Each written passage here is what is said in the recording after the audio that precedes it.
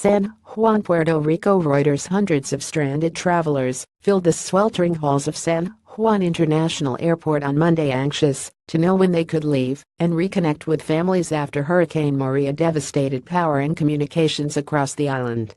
Fearful of checking out of hotels in case they could not get on the few flights available, worried passengers waited in long lines at Puerto Rico's main airport, struggling to get through to loved ones and airlines alike.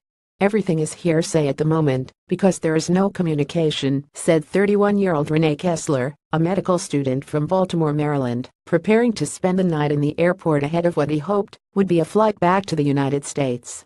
Puerto Rican officials have confirmed at least 10 storm-related fatalities on the island, and the hurricane was blamed for at least 19 other deaths across the Caribbean, the bulk of them on the devastated island nation of Dominica.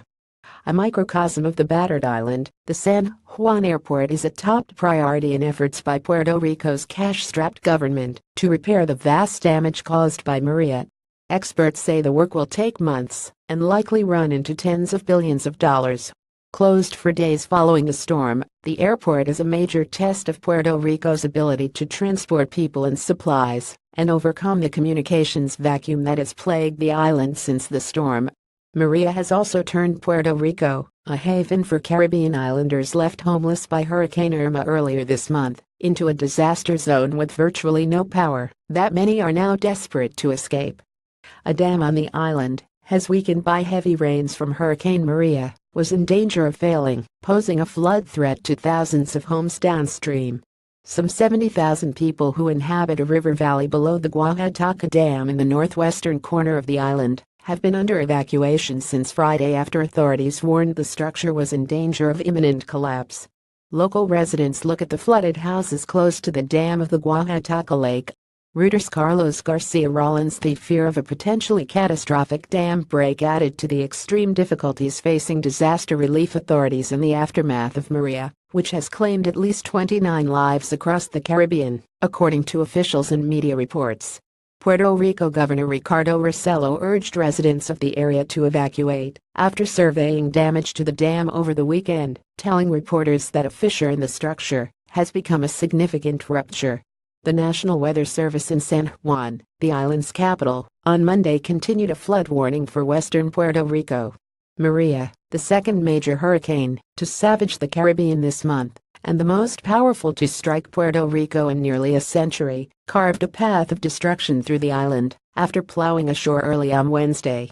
"We lost everything. We lost our house. It was completely flooded," said resident Carmen Gloria Lamb, a resident near the rain-swollen Guajataca.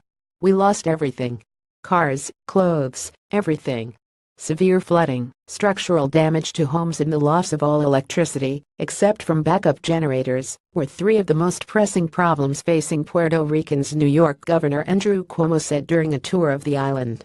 New York is home to many of Puerto Rican descent. "It's a terrible immediate situation that requires assistance from the federal government, not just financial assistance," he said on CNN on Saturday. Even the island's medical facilities have been left in precarious shape, with many hospitals flooded, strewn with rubble and running critically low on diesel fuel needed to keep generators operating. Evacuation to the U.S. mainland is the only option for some patients.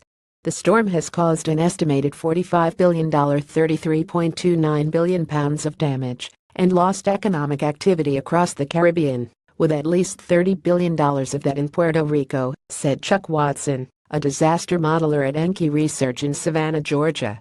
Writing by Alex Dobuzynskis, editing by Sandra Mailer and Jeffrey Benkower. Standards Thomson Reuters Trust Principles.